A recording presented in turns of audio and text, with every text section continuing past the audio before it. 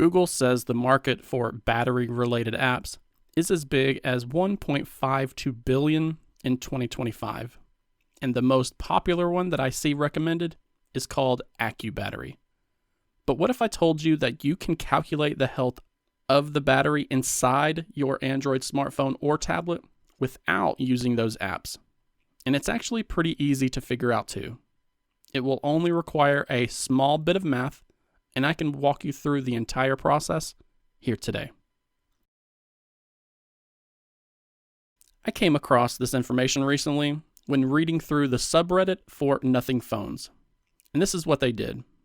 You will need to enable developer mode on your device.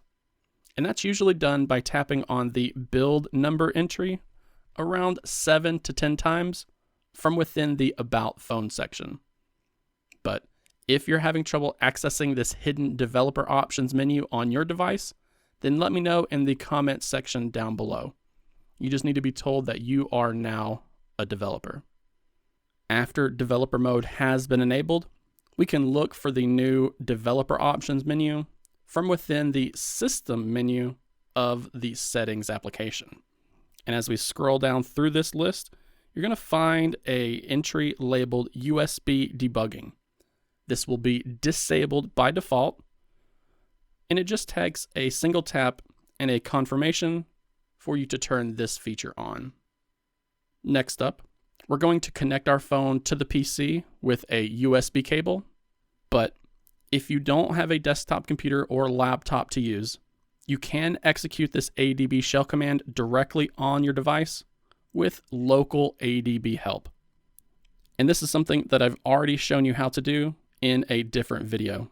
So I will link that dedicated guide down below so you can get caught up, enter your ADB shell, and then continue with this tutorial here. You can see here, this is my ADB and Fastboot Tools folder, and we're going to launch a terminal window, command prompt, or Windows PowerShell in this folder with our ADB and Fastboot Tools. Now I do this by holding the Shift button down on the keyboard and then right-clicking on an empty spot within this folder. You should see an option labeled Open Command Prompt or Open Terminal or Open PowerShell.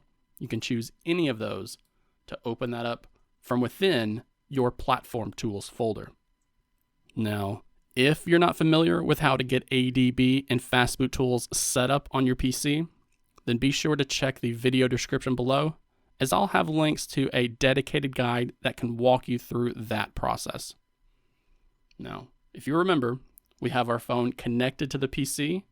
It has USB debugging mode enabled. So from here, we're going to make sure that our phone has a successful connection to the PC by executing the command ADB space devices and pressing enter. If you have not granted USB debugging access yet, then you're going to see a prompt appear on your phone after you execute this command. Grant that access when the prompt appears, and you may need to execute this command a second time after you have granted access before you actually get a response that shows your serial number here and then the word device after it. This tells us that our PC has a successful connection to the phone with this serial number. If you don't get a response like that, either you have not granted USB debugging access, or you're going to need to resolve a USB related issue first. This could be needing to reinstall or install USB ADB drivers from your OEM. It could just be you needing to use a different USB cable entirely, because maybe you're using a charging cable instead of a data cable. Or it's possible that you need to use a different USB port on your computer because the one you're using is not exactly compatible with your specific device. But when you're ready, we're going to first jump into an ADB shell prompt by typing out ADB space shell and pressing enter. That's going to bring you to a different type of prompt, because now all of the commands that we execute are going to be executed on the device itself, not on our computer. So this time, we're going to type out the command dump sys space battery. And as long as you're on a modern version of Android, when you press enter, you should see a response like this. Most of this information is not going to be needed to perform the battery health calculation, but it may be interesting to you to read through all of these stats. Checking on details like your charging voltage, temperature, technology, and others can all be done from this printout here. But we actually want to pull two numbers from these stats. First, we'll be making note of our charge counter number, which right here you can see is 2.64 million. Then we're going to make note of the level, which you can see right there. And that's actually going to be the battery percentage level. You can see here we have our charge counter and our level. So we're going to take the number for our level and we're going to turn that into a decimal.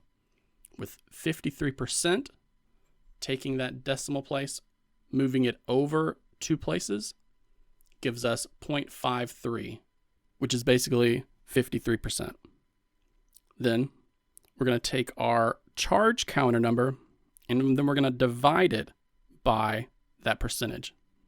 So 2.64 million divided by 53% gives us about 4,981.